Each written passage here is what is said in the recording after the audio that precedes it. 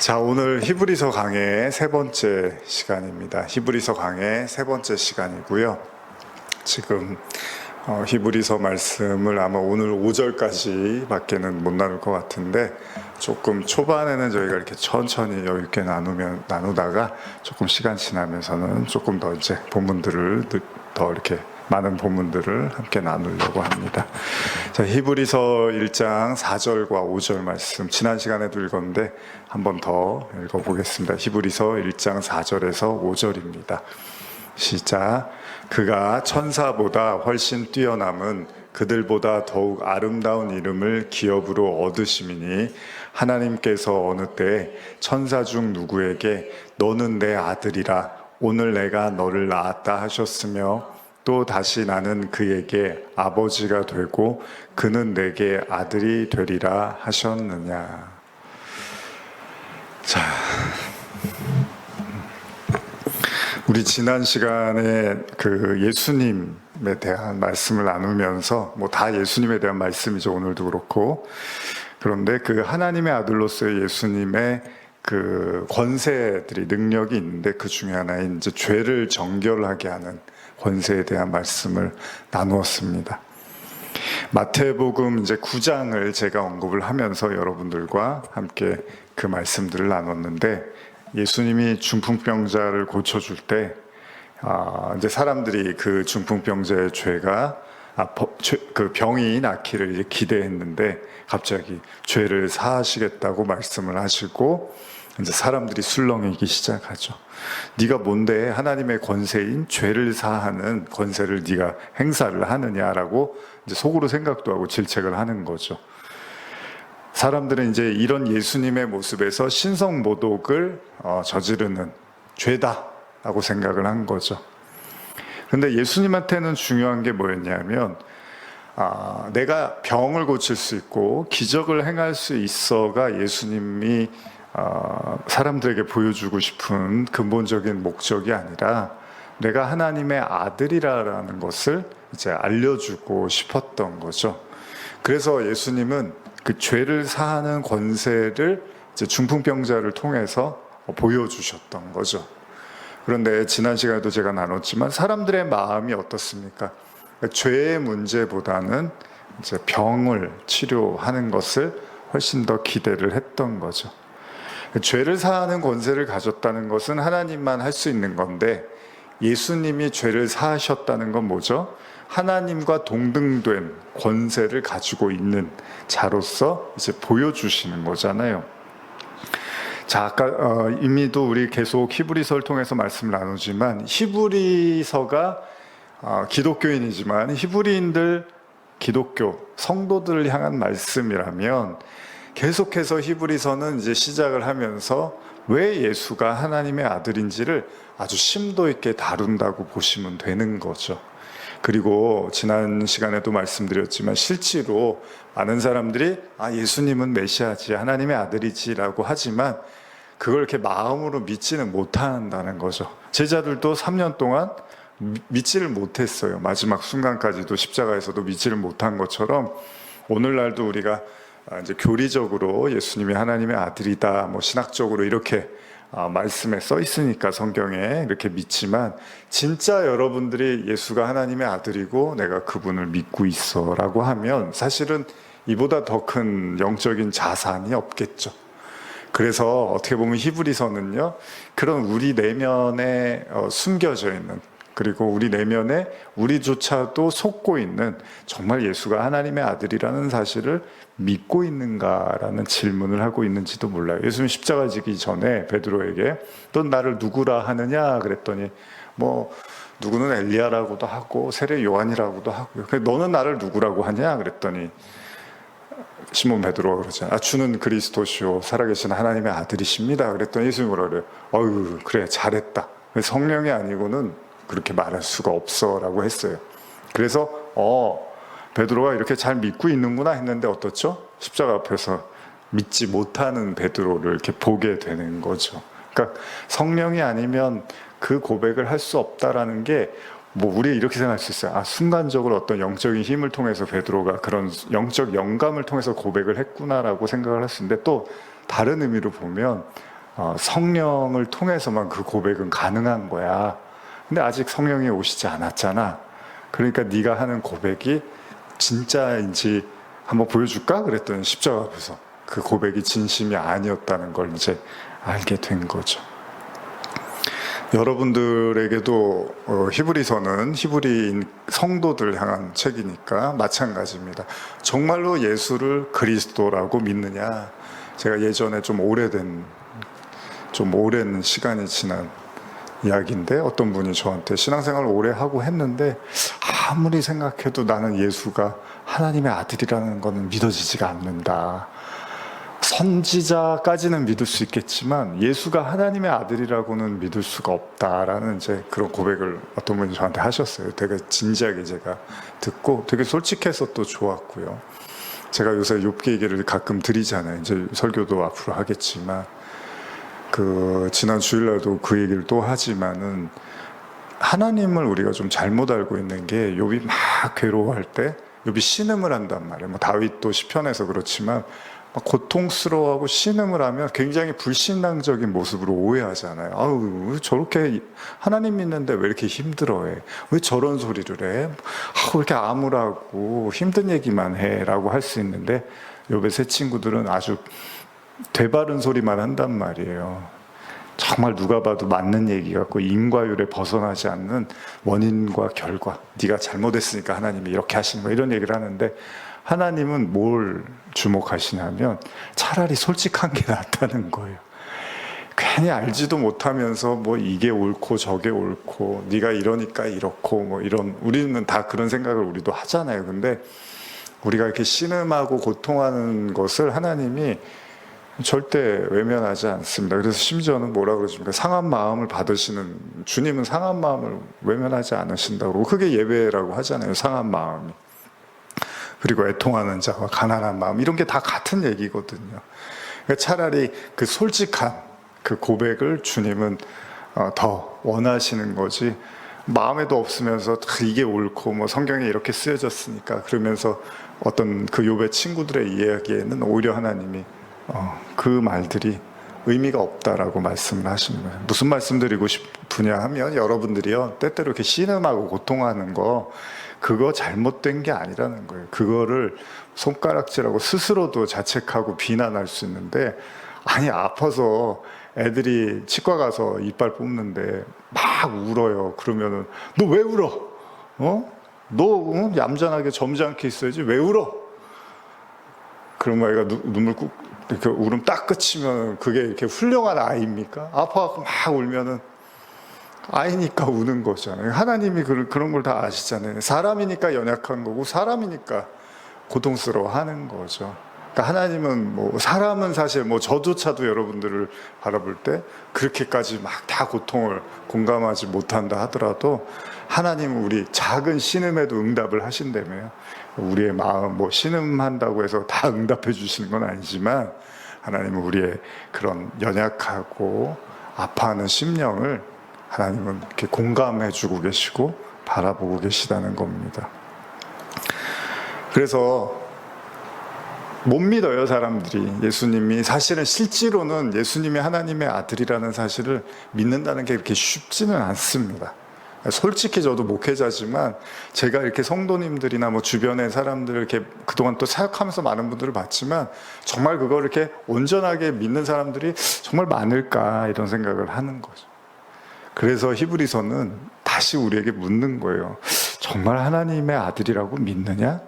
정말 예수가 죄를 사하는 권세를 가졌다고 믿느냐? 그런 본질, 그리고 예수가 하나님이시라는 사실을 믿느냐? 이런 근본적인 질문을 우리에게 던지고 있는 거죠. 빌립보서 2장 5절에서 8절 한번 찾아볼까요?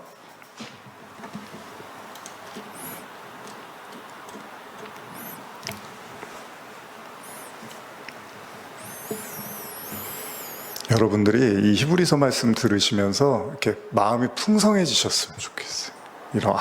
내가 정말 이런 분을 내가 구주로 믿고 있구나 이러면서 마음이 이렇게 살찌워 가셨으면 좋겠어요. 한번 읽어보겠습니다. 시작. 너희 안에 이 마음을 품으라. 곧 그리스도 예수의 마음이니 그는 근본 하나님의 본체시나 하나님과 동등됨을 취할 것으로 여기지 아니하시고 오히려 자기를 비워 종의 형체를 가지사 사람들과 같이 되셨고 사람의 모양으로 나타나사 자기를 낮추시고 죽기까지 복종하셨으니 곧 십자가에 죽으심이라. 히브리서에서 봤던 그 서두에서 우리가 나눴던 뭐 본체 얘기 나오고 뭐 영광의 뭐 광채 막 이런 얘기 나왔잖아요. 그 말씀들하고 굉장히 유사한 내용의 말씀을 지금 읽었는데 제가 한 번 더 히브리서 1장 3절 읽어보면 이는 하나님의 영광의 광채시요 그 본체의 형상이시라. 그의 능력의 말씀으로 만물을 붙드시며 죄를 정결하게 하는 일을 하시고 높은 곳에 계신 지극히 크신 이의 우편에 앉으셨느니라. 이런 비슷한 말씀을 지금 빌립보서에서도 하고 있는 거죠. 현대로 한 번 더 읽어드릴게요. 그리스도 예수께서 여러분들에게 보여주신 자세를 본받으십시오. 그리스도께서는 하나님이시면서도 하나님으로서의 권리를 요구하거나 거기 집착하지 않으셨습니다. 오히려 그 큰 능력과 영광을 버리고 종의 형상을 취하여 우리와 똑같은 인간이 되셨습니다. 아니, 훨씬 더 자기를 낮추어 죄인처럼 십자가에서 죽으셨습니다. 왜 예수님이 우리를 위해서 대속하실 수 있느냐가 이제 여러분들이 예수가 하나님이라는 사실을 인정하고 믿을 때, 그 죄 없는 어린 양이 나의 죄를 대속하셨구나라는 것들을 이제 믿어지고 고백하게 된다는 거죠. 지금 읽으신 것처럼 예수님은 근본 하나님의 본체래요. 그러니까 예수님이 하나님이래요. 믿으십니까? 예수님이 하나님이시라는 걸 믿으십니까? 제자들이 그러잖아요. 하나님을 보여주세요. 그랬더니 너희들이 나를 본 게 하나님을 본 거야 그러신단 말이에요. 그게 여러분들도 믿어지세요? 여러분 물론 예수님 못 보셨죠. 근데 믿잖아요. 근데 예수님 정말 하나님이시냐, 그런 믿음을 여러분들이 가지고 있는가? 오히려 지금 빌립보서는 하나님인데 동등됨을 취하지 않고 오히려 사람의 형상으로 나타나서 죽기까지 복종을 했대요. 하나님한테, 아버지한테. 다시 말하면 죄는 오로지 하나님만 사할 수가 있는데 아들이신 예수가 그 죄를 사하였다는 사실은 예수님이 하나님과 동등하다는 사실이고 예수님이 하나님이시래요. 이 사실을 우리가 이제 믿는 거잖아요. 히브리서 기사는 아까도 말씀드린 것처럼 유대 기독교인들에게 이 사실을 계속 강조를 하는 거예요. 그러니까 진짜 예수가 하나님의 아들이고 그로 말미암아 우리가 죄 사함을 받았다는 거예요. 그걸 명확하게 하고 싶은 거죠. 그러기에 예수의 십자가의 제사, 이 영단번의 제사를 이제 히브리서 말미에 가면 아주 세심하게 다루는 거죠. 그러니까 뭐죠? 사실 기독교 신앙의 핵심은 구원인데 그 구원은 영단번의 제사, 십자가로 이루어지는데 그 십자가는 뭐예요? 결국은 죄의 문제를 해결해 주는 거잖아요. 그러니까 본질적으로는 죄 문제를 해결해 주는 것이 구원이고 그 죄 문제는 예수 그리스도로만 말미암아 이제 죄가 해결이 된다라는 거잖아요. 이제 이것이 여러분과 제 이제 마음의 삶으로 피부로 와 닿을 때 이제 그걸 이렇게 고백하게 되는 거죠. 그럴 때 우리가 죄 사함의 은혜를 받았다는 거, 죄로부터 자유함을 얻었다 그러죠. 그래서 죄에서 자유를 얻게 함은 보혈의 능력, 이런 찬양을 하는 거예요.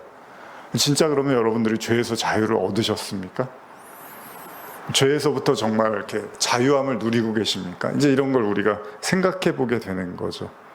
바울이 로마서를 쓰면서 그런 이야기를 합니다. 오랜 전통과 구약의 율법의 제사에서 벗어나서 이제 유대인들 향해서 진짜 예수를 받아들여 봐라. 이제 그런 간절한 마음으로 쓴 게 여러분들이 잘 아시는 로마서 9장 1절에서 3절인데요.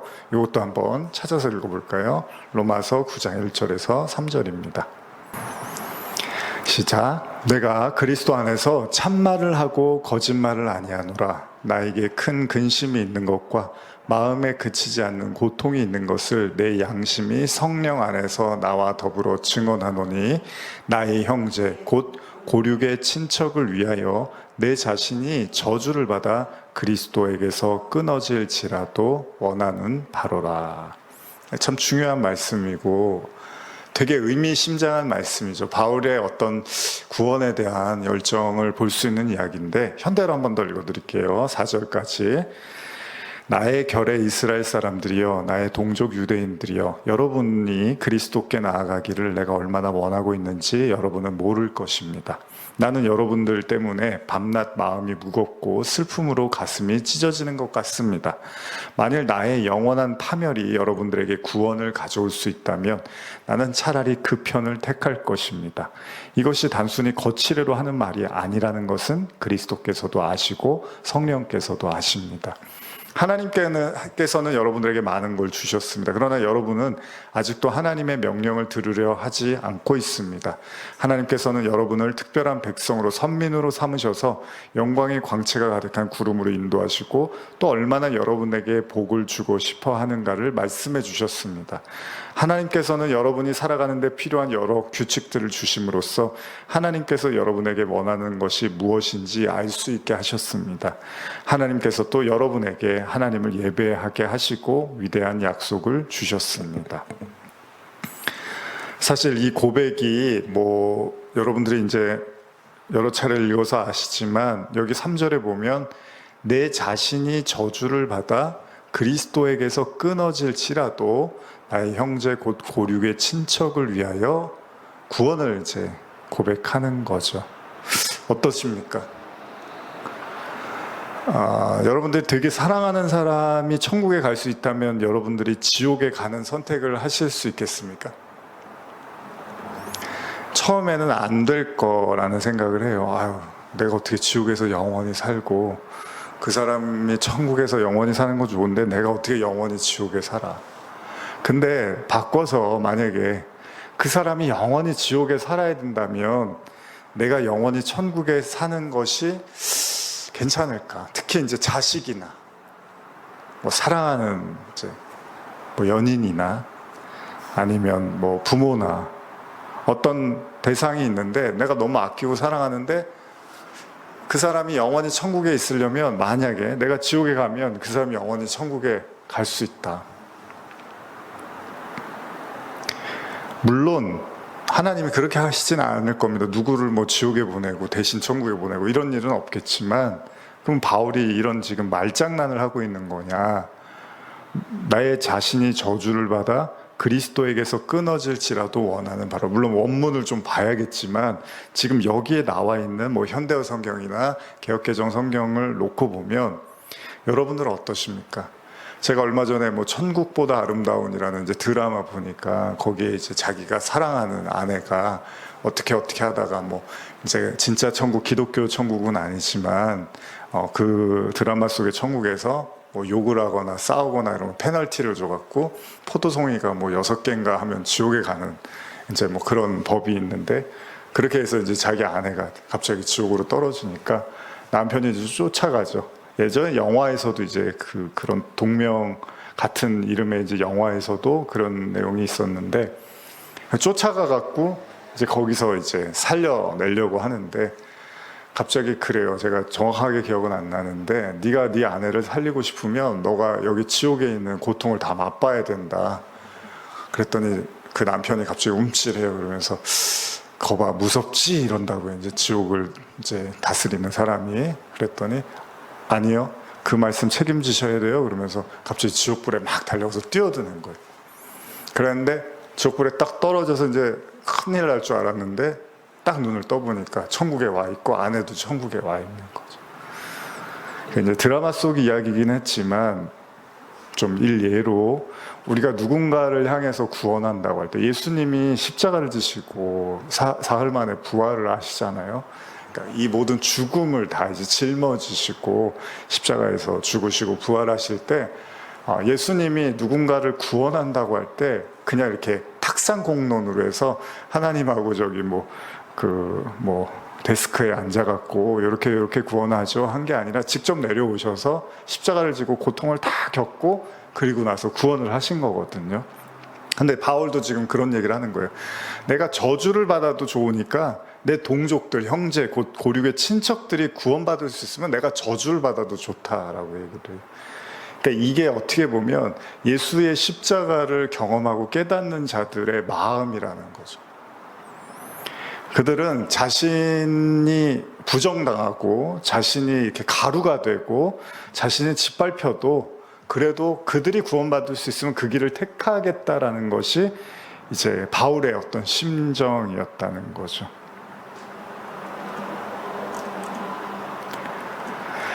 마찬가지로 히브리서 기자 역시도요, 비록 기독교인이지만 이전에 그 유대 신앙에서 여전히 벗어나지 못하는 유대 기독교인들에게 이런 심정을 가지고 접근했을 수도 있다는 거예요.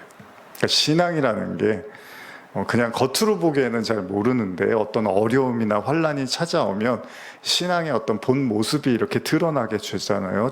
제자들이 십자가 앞에서 도망가듯이.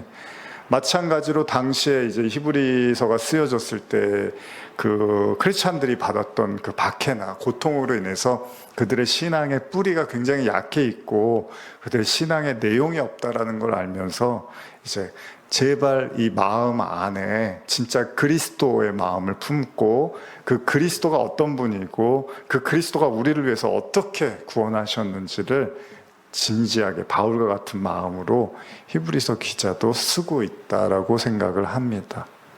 사실 여러분들도 잘 생각해 보시면요, 당연히 지옥 가고 싶지 않죠. 지옥에 가면 큰일 나죠. 그러나 정말 예수님이 그 성육신함으로써 십자가를 지시는 그 마음은 사실은 이런 바울의 고백과 같은 그보다 더한 이제 예수님의 그 고통을 감내하면서 인간을 구원하고 싶었던 마음이었다는 거죠.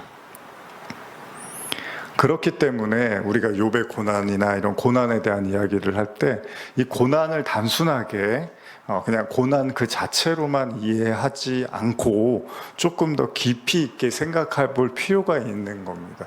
예수님이 십자가에서 다 이루셨으니까 성도의 구원은 어떤 어려움이나 환란이 통과되는, 없어야 되는 것이 아닌가라는 생각을 하는데, 오히려 바울은 뭐라 그래요?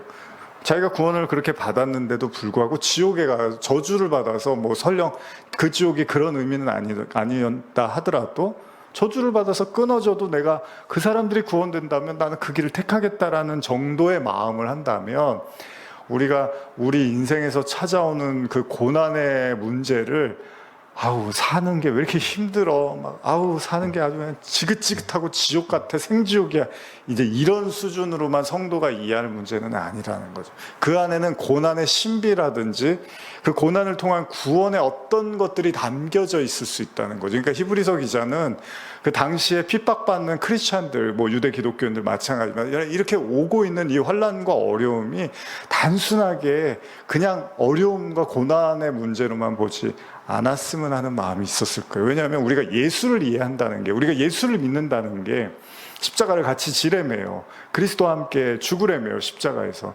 이런 과정들을 우리가 겪어내고 몸으로 살아내야 된다면 결국 우리의 삶에서 그게 어떻게 나타나겠냐는 거죠. 단순히 여러분과 제가 십자가를 지지는 않잖아요, 살면서. 그러니까 다양한 형태로 우리가 알게 모르게 그 십자가는 우리의 삶의 현장에서 고난과 고통이 어떤 형태로 나타나기도 한다는 거예요. 근데 그걸 통해서 그리스도의 어떤 고난과 고통이 우리가 체득되어져 가면서 동시에 거기서 구원의 신비를 목격하게 되는 거죠.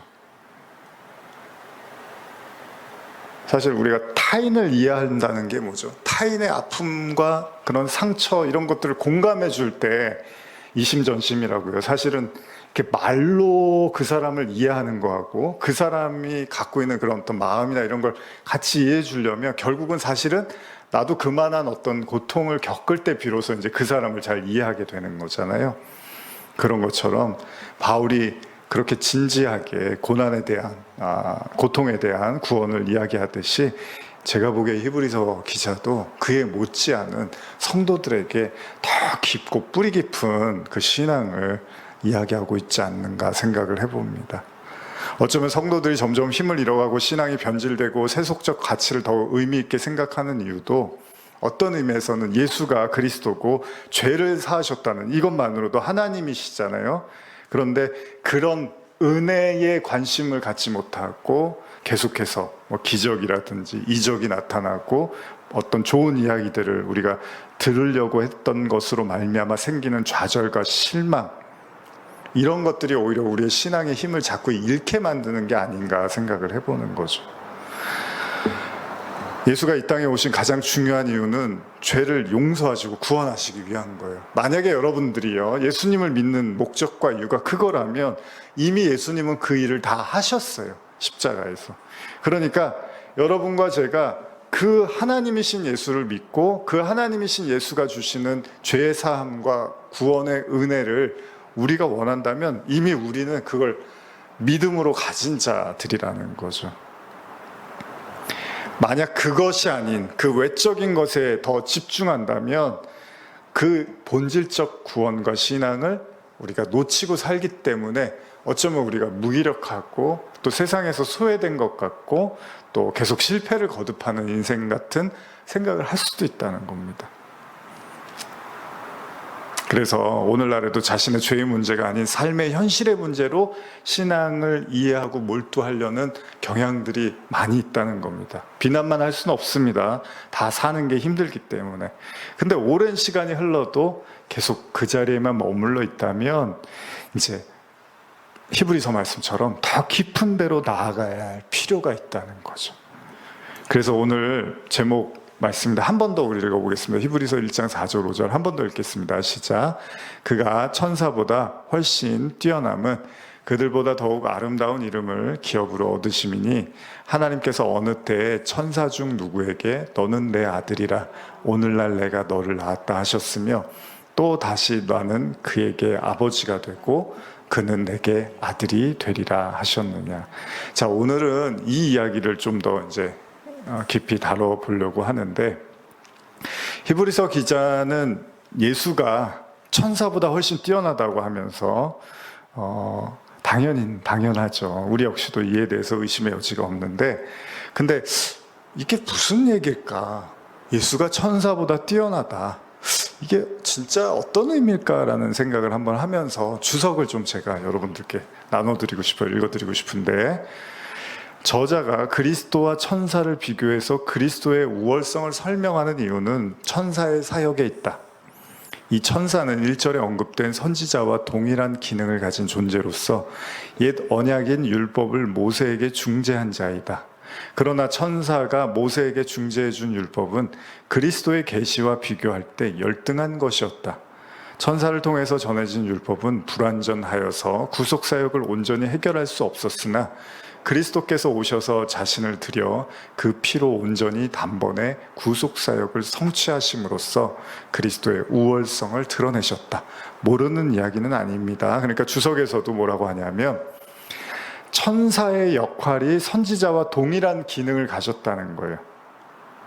이게 무슨 말이냐면 히브리서 2장으로 가보시면요, 2장 1절에서 한번 3절 읽어볼까요? 히브리서 2장 1절에서 3절입니다. 자, 한번 읽어보겠습니다. 시작. 그러므로 우리는 들은 것에 더욱 유념함으로 우리가 흘러 떠내려 가지 않도록 함이 마땅하니라. 천사들을 통하여 하신 말씀이 견고하게 되어 모든 범죄함과 순종하지 아니함이 공정한 보응을 받았거든. 우리가 이같이 큰 구원을 등한히 여기면 어찌 그 보응을 피하리요. 이 구원은 처음에 주로 말씀하신 바요 들은 자들이 우리에게 확증한 바니. 조금 쉬운, 약간 좀 어렵게 들리기도 하죠. 현대어로 한번 읽어드릴게요. 그러므로 우리는 이미 들은 그 진리를 더욱더 굳게 마음속에 간직해야 합니다. 그렇지 못하면 진리에서 떠나 표류할 수밖에 없게 됩니다. 천사들이 말한 것도 항상 진리로 인정되어 그 말을 따르지 않는 사람은 어느 때나 벌을 받습니다. 그런데 하물며 주 예수께서 친히 말씀하시고 그 말씀을 들은 사람들이 전해준 이 위대한 구원에 대해서 무관심하다면 어떻게 우리가 그 벌을 피할 수 있겠습니까? 그러니까 예수의 말씀과 구원 사역은 천사의 그것과는 분명히 다르다는 거예요. 그 말씀이 순종으로 인해 엄청난 기업을 얻을 것이라고 강조하고 있는 거예요. 그러니까 여러분들이 예수님의 말씀을 믿는다는 거, 그리고 그 말씀을 따르는 건 그에 따르는 엄청난 기업과 축복이 따라온다는 겁니다. 이거는 마치 신약을 시작하면서요, 천사가 수태고지를 하죠, 마리아에게. 그래서 예수의 탄생을 알려요. 천사의 역할이었습니다. 그런데 그 수태고지가 그 구원 사역의 완성은 아니잖아요. 그냥 이렇게 말해주는 거잖아요. 그 본질은 뭐죠? 예수가 태어나서 이루어내는 거잖아요. 그러니까 예수로 완성이 되어지는 거잖아요. 이 부분도 우리가 쉽게 생각해보면요. 여기서 자꾸 천사와 왜 예수를 자꾸 비교할까? 이런 생각을 할 수 있는데, 단적으로 한번 제가 말씀드리면, 인간들이 바라는 건 뭐죠? 아까 우리가 뭐 죄를 사하느냐, 병을 고치자, 이런 것처럼 여러분들이 여기 예배드리다가 천사의 막 형상이 보이고, 뭐 음성이 들리고 이러면 난리가 날 거예요. 사실 인간은 그런 천사의 현현이나 천사들로 인해서 나타날 신비한 사건, 저도 뭐 이렇게 꿈꾸면 꿈이 맞을 때가 좀 많이 요즘 있거든요. 그러면 이제 그런 얘기들을 하면 이렇게 사람들이 신기해하기도 하고, 저도 정말 신기하다 이런 생각을 할 수 있는데, 사람들은 그런 것들에 관심을 가질 수 있다는 겁니다. 그런데 예수의 구원 사역과는 비교가 안 된다는 거예요. 그거는 그냥 얘기를 해주는 거고, 완성은 예수가 시킨다는 겁니다. 선지자들의 모든 가르침이 그래서 어디를 향하고 있냐면 예수 그리스도를 향하고 있다고 하는 거잖아요. 그러니까 똑같은 얘기입니다, 여러분. 여러분 이렇게 설교를 들으시고 여러분 막 기도를 하시잖아요. 그리고 말씀을 보시잖아요. 그 결론이 다 예수 그리스도를 향하고 있다는 거예요. 제가 자꾸 여기서 예수 얘기를 하고 뭐 교회에서 예수 얘기만 하라고 하는데, 예수 얘기 맨날 왜 그 얘기를 하나라고 하는데, 그 모든 결론이 예수 그리스도로 다 점철되어 있다는 거예요. 그러니까 이게 세상과 동떨어진 얘기지, 이 얘기하고 이 얘기는 내 현실하고는 무관하지, 절대 그렇지가 않는 거예요. 천사들의 가르침과 모든 선지자들의 이야기의 결론은 예수가 그리스도라는 사실을 여러분들 내면에 믿게 하고 완성시키는 데 목적이 있고, 그것을 위해서 모든 세상의 어떤 환경과 사람을 동원해서, 이야기들 동원해서 결국 여러분들 안에 예수가 그리스도라는 사실을 풍성하게 믿게 한다는 거예요. 절대 무관한 얘기가 아닌 거예요. 현실과 무관한 얘기가 아닌 거예요. 그리고 이걸 여러분들의 믿음으로 감지하고 인지하기 시작할 때 여러분들이 부유한 자가 된다고 하는 거예요. 뭐 고린도 말씀처럼 거꾸로 뜸을 당하고 뭐 그래도 망하지 않고 뭐 그런 얘기들이 있잖아요. 우겨쌈을 당해도 망하지 않고. 그게 그리스도가 여러분들 안에서 풍성하게 완성되어져 가고 여러분들 안에 충만하게 이렇게 이루어져 가는 게 이 모든 피조물들의 존재 이유고 고난의 이유라는 거예요. 고난의 이유. 예수가 이렇게 십자가를 지면서 막 고통스러워 하잖아요. 아버지 왜 나를 버리십니까? 그런다고요. 그러고 나서 예수님이 다 이루었다고 그러시잖아요. 근데 뭐 여기에 대해서도 우리가 여러 가지 이야기를 할 수 있지만, 예수님이 왜 나를 버리십니까? 하나님 막 그러면서 다 이루었다라고 하는데, 뭐 여러 가지 이유가 있겠지만 제가 잘 이야기하는 건 버렸잖아요 그랬는데 하나님이 안 버렸어요. 그러니까 내 영혼을 아버지께 맡깁니다. 또 이런다고요, 예수님. 그러니까 우리는 욥처럼 왜 나를 버리십니까? 왜 나를 이렇게 구차한 인생을 살게 하십니까? 왜 나에게 이렇게 끝없는 고난을 허용하십니까? 내 마음이 한 번이라도 만족된 적이 없습니다. 내가 평안을 누려본 적이 없습니다. 맨날 초조하고 불안하고 쫓깁니다. 하나님 어떻게 나한테 이럴 수 있습니까? 라고 하는데 안 버리셔요, 하나님이. 그랬으면 여러분들 여기 안 계십니다. 이 자리에 안 계세요. 결론은 그게 아닌 것 같은데 예수가 그리스도라는 사실을 여러분들 안에 계속 이루어가는 과정 속에 있다는 겁니다. 이건 마치 광야의 시간 동안에 하나님께서 이스라엘 백성에게 구름 기둥, 불 기둥으로 함께 하십니다. 그런데 어때요? 하나님이 함께 하시는 걸 계속 보여줬는데도 이스라엘 백성들은 원망을 계속해요. 왜 원망하냐면 고기가 먹고 싶다고 원망을 해요. 맛있는 것 좀 달라고 원망을 해요. 물이 없다고 원망을 합니다. 하나님의 현현이 구름기둥, 불기둥으로도 나타나고 있었지만 사람들은 계속 애굽으로 돌아가고 싶다고 투정을 부린다는 거예요. 그래서 하나님이 도망가시나요? 떠나시나요? 계속 함께 해서 언제까지? 가나안 들어갈 때까지 계속 함께 하시는 거죠. 조금만 여러분 우리의 이렇게 시각을 조금 눈을 더 크게 뜨면 여러분들이 이렇게 생지옥같이 느껴지는 고난의 한복판에서 그 속에서 천국이 존재하고 있다는 것도 볼 수 있습니다. 고기가 없고 마실 물이 없고 왜 이렇게 우리는 사막에서 광야에서 이런 삶을 살아야 됩니까? 라고 하는 그 와중에도 잘 보면 구름기둥하고 불기둥이 쫓아다니고 있더라는 거예요. 더 무슨 말이냐면요, 더 소중한 걸 보지 못하면 계속 작은 것에 우리가 좌지우지될 수밖에 없다는 거죠. 근데 그럴 수밖에 없어요. 그게 사람이에요. 나중에 이제 후회를 하는 거죠. 히브리서 기자는 어쩌면 진짜 복음, 더 가치 있는 것에, 신앙에 더 가치 있는 것에 집중하는 것이 얼마나 유익한지를 더 진지하게 나누고 있는지도 몰라요. 여러분, 핍박을 받고 환난 속에 있으면 자꾸 이렇게 응원해주고 힘내라고 해주고 기도하겠다고 해주면 좋잖아요. 근데 그거보다 더 중요한 건 네가 믿고 있는 것만 제대로 믿고 있으면 이런 어려움들은 크게 너에게 적수가 되지 못한다는 확고한 믿음을 가르쳐주는 게 더 큰 어쩌면 자산일 수도 있다는 거죠. 그런 경우 있지 않습니까? 친한 사람인데 뭐 의견이 잘 안 맞아서 뭐 다툴 수도 있고 별로 사이가 안 좋을 수도 있는데 오랫동안 봤어요.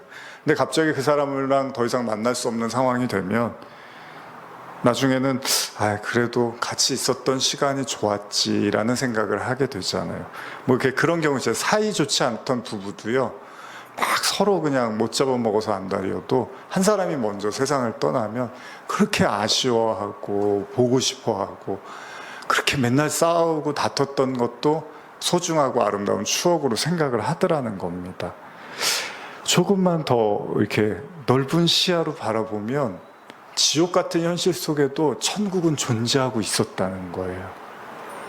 여러분들이 성도라면 여러분들의 정말 이렇게 메마르고 애간장이 타고 피말리는 현실 속에도 그리스도의 은혜는 계속 흐르고 있다는 거죠. 히브리서 1장 5절을 제가 현대어로 한 번 더 읽어드릴게요. 하나님께서 어느 천사에게도 너는 내 아들이다, 오늘 내가 너를 낳았다고 말씀하신 일이 없습니다. 하나님께서는 오직 예수께만 그렇게 말씀하셨습니다. 또 다른 기회에 하나님께서는 나는 그의 아버지이고 그는 나의 아들이다 하고 말씀하신 적도 있습니다. 자, 오늘의 주제이기도 하지만 여기서 성경은 예수를 설명하면서 오늘 너를 낳았다라는 이제 표현을 써요. 여러분, 이 표현이 좀 궁금하지 않습니까? 하나님이 예수를 낳았다라는 게 도대체 무슨 말이지? 아니, 우리는 남자와 여자가 만나서 이렇게 낳잖아요, 아이를. 근데 하나님이 영이신데 예수라는 아들을 도대체 어떻게 낳았다는 거지? 물론 우리의 어떤 생각으로, 우리의 어떤 인식으로 이것들을 다 이해하기 어려울 수도 있지만, 그럼에도 불구하고 우리가 말씀을 통해서 우리가 알 수 있는 부분, 알 수 있는 정도 선에서 한번 이 말씀을 생각해 보려고 하는데, 여기 나타라는 표현 있잖아요. 오늘 내가 너를 낳았다 할 때 나타라는 게 이 헬라어로 겐나오라는 이제 동사거든요. 근데 이 의미가 뭐냐면 나타, 누구누구의 아버지가 되다, 이런 뜻이 있어요. 그래서 이 동사 겐나오는 겐나에서 유래했다고 하는데, 이 겐나오를 제가 다시 한번 설명드리면 나타 모모의 아버지가 되다를 뜻하고요. 이제 성경 사전을 읽어드린 겁니다. 아버지에 의한 출생과 어머니에 의한 출산에 대해 사용됩니다, 이 단어가. 그런데 항상 그렇게 사용하지 않고 직계 후손 또는 법적 후손에 대해서 사용하기도 합니다. 그러니까 후손까지도 포함이 된다는 거예요. 그리고 또 다른 의미는 신약 성경 시대의 세속 세계에서 겐나오는 비유적 의미로 생기게 하다, 태어나게 하다라는, 또 존재하게 하다, 이런 뜻이 있다는 거예요. 그리고 70인 역본의 용법을 보면 동사 겐나오는 70인 역본에서 주로 히브리어 알라드, 여기 나타 이제 히브리어 알라드라는 동사인데 역어로 간혹 하라, 잉태하다의 역어로 사용되었습니다. 그래서 문자적인 용법 외에도 욥기에 보면요, 욥기 38장 28절에 보면 비유적인 용법이 나오는데, 비가 아비가 있느냐, 이슬방울은 누가 낳았느냐, 이런 표현이 있어요.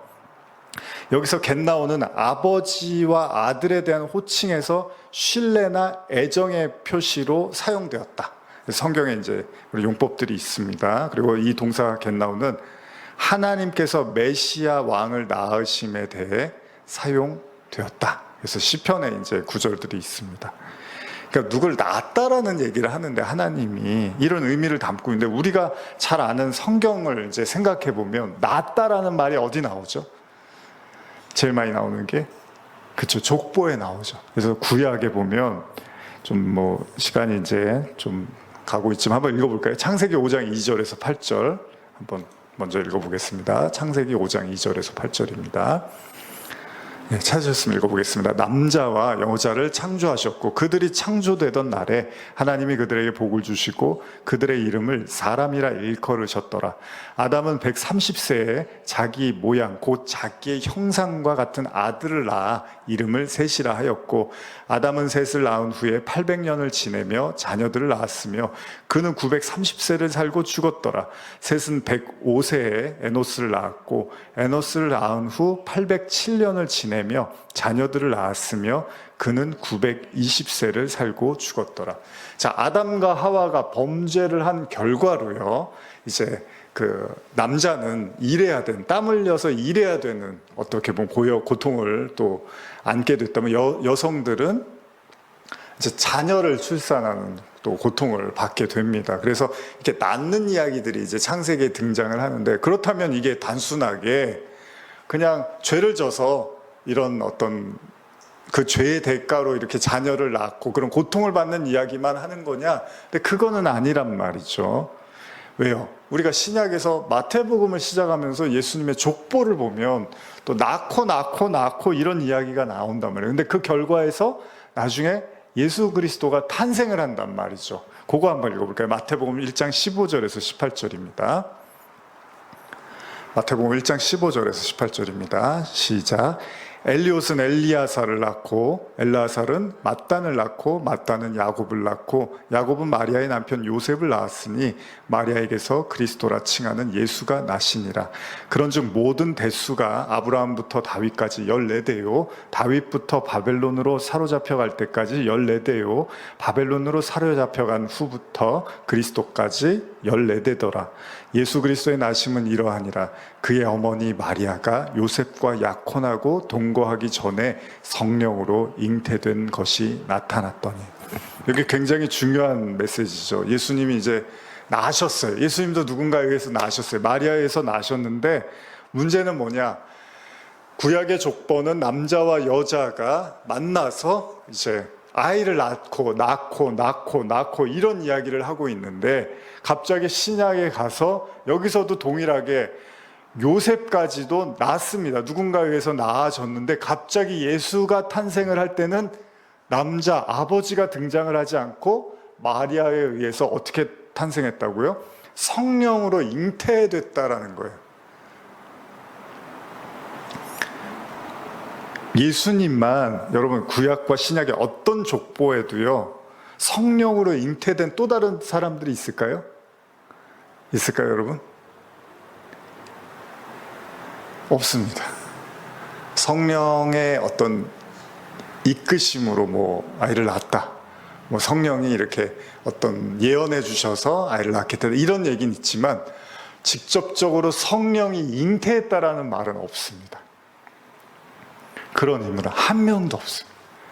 그러니까 남자와 여자의 어떤 이제 관계를 통해서 모든 아이들은 낳게 되는데 예수는 거기에 해당이 안 됩니다. 예수는 아버지가 하나님이기 때문에 아버지가 없어요. 물론 요셉이 육신적인 아버지의 역할을 하긴 했지만 실질적으로 예수의 탄생에는 아버지가 없습니다. 성령으로 잉태됐다는 거예요. 그럼 성령으로 잉태됐다는 게 무슨 말이죠? 성령은 뭐죠? 성령은 누구시죠? 하나님이잖아요. 성부, 성자, 성령. 그러니까 하나님으로 의해서 잉태가 된 거잖아요. 우리가 너무 잘 알고 믿고 있는 건데 또 그렇게 깊이는 생각을 안 하셨을 수도 있습니다. 그래서 이것도 제가 한번 주석을 좀 읽어드릴게요. 여러분, 좀 긴데 그래도 우리가 한번 예수님을 우리가 좀 깊이 이해할 필요가 있어서 제가 주석을 좀 읽어드리겠습니다. 마리아에게서 잉태된 징조가 나타났다는 사실을 숨기고 있던 수치나 죄악이 비로소 발각되었다는 뜻이 아니라 오히려 이것은 하나님의 특별하신 역사로 잉태되었음이 분명해졌다는 의미이다. 그러니까 남자와 관계를 하지 않고 아이를 낳았다는 거예요. 한편 이 잉태는 성령을 통해 이루어진 것으로 누가복음에서는 이 잉태에 대한 기사를 훨씬 더 자세히 그려내고 있다. 그런데 성령을 통한 잉태라는 말 속에는 이교도들의 사상처럼 신과 인간이 한 몸을 이룬 결과라는 뜻이 전혀 개입되어 있지 않다. 그 대신 메시아를 대망하던 시대에 돌연히 나타나리라 기대되었던 지극히 높으신 자, 곧 여호와의 권능이 성령 안에서 기적적으로 마리아를 잉태시킨 것이다. 즉 하나님은 당신의 아들을 이 세상의 구원자로 보내시면서 인간의 어머니는 주셨지만 아버지를 주시지 않았다. 결국 그분은 하나님의 아들이며 동시에 인간의 아들, 곧 완전한 신이자 완전한 사람이었던 것이다. 실로 이와 같은 성육신의 비밀은 예수는 육신을 입으시고 나셨으나 육신적 이유 때문에 탄생하신 것은 아니라는 것이다. 즉 그가 육신의 모양으로 나심으로 육신을 지배하던 죄와 사망의 문제를 해결할 수 있었고, 이게 중요한데요, 또 제3의 하나님이신 성령의 완벽한 신적 준비를 통해 나심으로 인간들이 지닌 본원적 죄성을 물려받지 않으실 수 있었다. 그러니까 우리가 원죄 얘기할 때 그 낳고 할 때 원죄가 따라다니는 거잖아요. 아담의 죄가 로마서에도 이야기를 하지만 한 사람의 죄로 말미암아 모든 사람이 죄를 짓게 됐을 때 그 낳고가 원죄에도 같이 이제 따라다니고 있는데 예수에서 그게 끊어져 버린 거예요. 그러니까 예수는 전혀 인간의 어떤 죄성이나 이런 것들에 아무런 영향을 받지 않고 그냥 성령으로 하나님에 의해서 태어나신 분이라는 겁니다. 실로 예수의 처녀 탄생의 문제는 예수께서 성육신하기 전에 이미 실제적으로 선지하셨음을 믿는 자에게 의심할 만한 크나큰 문제가 되지 않는다. 예수의 성육신은 모든 신앙인들의 마음의 근거요 출발점이 된다. 그러니까 이게 중요한가요? 안 중요한가요? 굉장히 중요한 거예요. 여러분들과 제 신앙의 뿌리로 들어가 보면 예수가 하나님 아들이지, 예수가 우리를 구원하셨지, 이제 이것도 믿어야 되지만 더 깊이 들어갔을 때는 예수님이 성령으로 잉태되셨느냐, 우리가 그래서 성탄절 때 이제 주구장창 설교를 하잖아요. 여기까지 이제 들어가서 생각을 해보는 거죠. 그래, 예수님이 정말 성령으로 잉태돼서 태어나셨는가? 그러니까 그거를 우리가 이렇게 하나씩 믿기 시작하면 여러분들이 하나님의 아들을 믿는 거고 그 죄로 사함을 받는 거고 그게 피조물들의 존재의 이유와 목적이고, 그래서 여러분들의 이 환난과 어려움을 이기는 가장 중요한 거, 세상을 이기는 믿음은 뭐라 그래요? 예수님을 믿는 거라고 한단 말이에요. 그러니까 여러분들 안에 그 예수를 믿는 믿음을 풍성하게 채워지면 여러분들 앞에 있는 모든 상황을 넉넉히 이기고도 남는다는 거예요. 히브리서 기자는 그런 얘기를 하고 싶은 거예요. 기도해서 이겨내자, 승리하자, 하나님 말씀 믿자, 이런 차원이 아니라 우리 신앙의 뿌리를 한번 들어가 보고 진짜 우리가 예수가 그리스도라는 사실 믿고 있는지를 점검하고 있다는 거죠. 그러니까 성경은 예수가 성령을 통해서 잉태된 하나님의 아들이라는 사실을 명확히 하고 있습니다. 믿으십니까, 여러분? 믿으시면 한번 아멘 한번 해보실까요?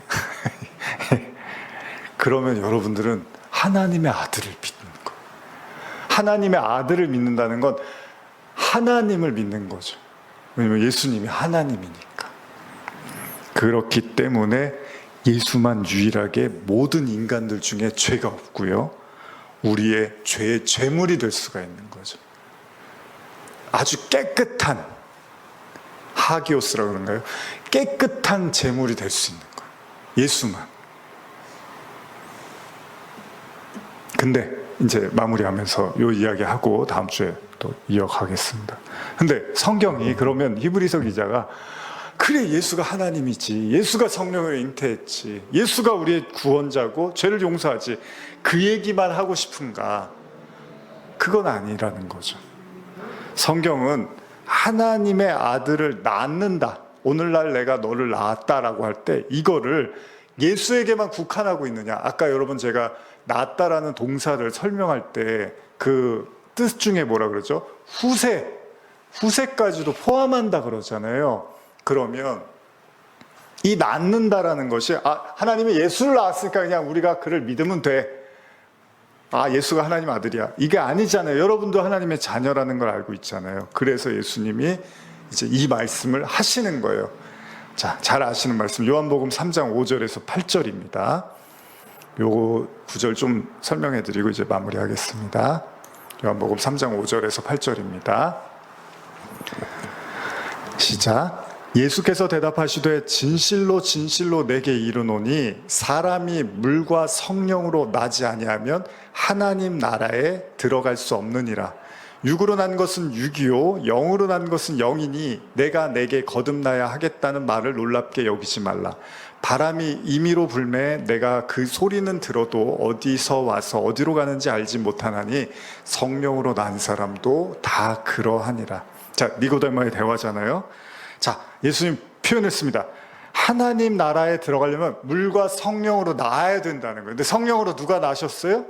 예수님이 나셨단 말이에요. 그러면 내가 그렇게 나왔어, 그러니까 날 믿어, 그래야 되는데 지금 니고데모한테 그런단 말이에요. 하나님 나라는 물과 성령으로 나아야 돼라고 니고데모한테 그런 말씀을 하신다는 거예요. 근데 여기서 나아야 된다고 할 때 낳는다는 표현이 있잖아요. 이것도 이미 앞서 사용됐던 헬라어 겟나오, 동사 겟나오가 쓰여지고 있어요. 같은 단어가 쓰고 있습니다.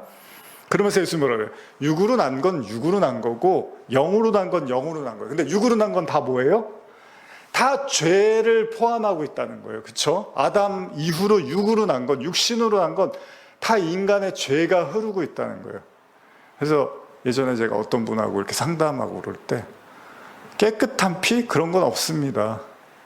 이 세상의 모든 피를 가진 인간은 다 부정하고 더러운 피, 죄의 피를 가지고 있는 거예요, 우리는. 그래서 예수의 보혈이라고 하는 거죠.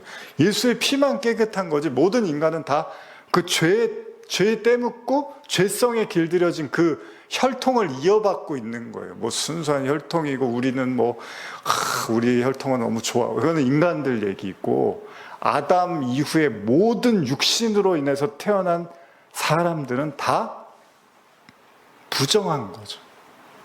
스스로 구원할 수 없는데 예수님만 정결한 그 하나님이신 그 어린 양의 그 피를 가지고 있다는 겁니다. 그래서 육으로 난 걸로는 안 된다는 거예요. 그걸로 하나님 나라를 절대로 못 간다는 거예요. 그러면서 뭐라 그러죠? 그러면서 나아다라는 겟나오를 표현하면서 이제 거듭나라는 말을 하죠. 거듭이라는 말을 하는 거예요. 근데 이 거듭이라는 게 이제 헬라어 아노텐이라는 표현을 쓰거든요. 이 아노텐은 여러분 많이 들어보셨을 거예요. 이게 위로부터, 처음부터, 다시, 새로 이런 뜻이 있단 말이에요. 그러니까 낳긴 낳는데 뭐 성령으로 낳아야지. 그러고 그냥 끝나면 뭐 성령으로 낳는다는 게 도대체 무슨 말이야? 그러면서 여기서 끝나는데 거듭나라는 표현을 쓰면서 조금 더 구체적인 설명을 해주는 거죠. 그러면서 위를 향하여 이렇게 유래를 하는데 이것도 제가 성경사전을 좀 읽어드리면 지역적으로는 위로부터, 시간적으로는 처음부터, 시작부터 이런 표현을 쓰고 있습니다. 그리고 오랜 시간 동안이라는 표현도 있어요. 다시, 새로이 뭐 이런 뜻도 있어요. 그러니까 성령으로 나라고 했는데 그걸 구체화하면 위로부터 나라는 거죠. 위로부터. 이게 또 무슨 말인가? 위로부터 난다는 말이 또 무슨 말인가? 좀 여러분들이 어려우실 수 있는데 요 구절만 읽고 다음 시간에 좀 이어나가겠습니다. 요한복음 1장 12절에서 14절입니다. 시작. 영접하는 자, 곧 그 이름을 믿는 자들에게는 하나님의 자녀가 되는 권세를 주셨으니 이는 혈통으로나 육정으로나 사람의 뜻으로 나지 아니하고 오직 하나님께로부터 난 자들이라. 말씀이 육신이 되어 우리 가운데 거하심에 우리가 그의 영광을 보니 아버지의 독생자의 영광이요 은혜와 진리가 충만하더라. 여기도 13절에 보면 하나님의 자녀가 되는데 그 사람들은 혈통으로나 육정으로 낳지 않는다는 거예요. 아니 그러지 않은 사람이 어디 있어요? 그런 사람이 있다는 거예요. 오직 하나님께로부터 난 자들이 바로 하나님의 자녀가 된다는 거예요. 근데 그걸 거듭나다라고 해서 위로나다라고 표현하잖아요. 마무리하면서 쉽게 말씀드리면 하나님이 예수님을 오늘 내가 너를 낳았다 이런 말씀을 하시지만 또 동일하게 여러분들에게도 낳았다고 말씀을 하신단 말이에요. 예수를 믿음으로 말미암아 여러분들도 그 예수님의 후손, 쉽게 말하면 그 족보에 여러분들도 들어가고 있다는 거죠. 이 이야기들은 다음 시간에 계속해서 이어가겠습니다. 기도하시겠습니다. 하나님 아버지, 우리 히브리서 말씀을 또 배우며 우리가 믿는 예수님이 하나님이시고 또 우리가 그 예수 그리스도로 말미암아 하나님의 자녀가 됐다는 사실을 한번 잠깐 우리가 살펴보았습니다. 우리가 그런 자들입니다. 하나님의 자녀가 되는 권세를 얻은 자들입니다. 하나님의 존귀하고 사랑하고 기다리고 인내하고 곁에 계시며 함께하는 소중한 또 보배와 같은 자들입니다. 부모에게 있어서 자식의 위치는 거의 절대적이라 할 수 있습니다. 하나님이 그렇게 아끼고 사랑하는 우리가 자녀인데 우리가 말씀을 속에서 이 사실을 더 깊이 깨닫게 하시고 지금 우리에게 닥친 모든 어려움과 환난 속에서 내 힘과 내 능력만 의지하지 말고 내 힘과 능력이 자꾸 소멸되고 상실되어져 갈 때 하나님이 대신 해주실 거라는 그 믿음도 잊지 않게 하여 주시옵소서. 축복합니다. 함께 해주심을 감사드리며 예수님의 이름으로 기도합니다. 아멘.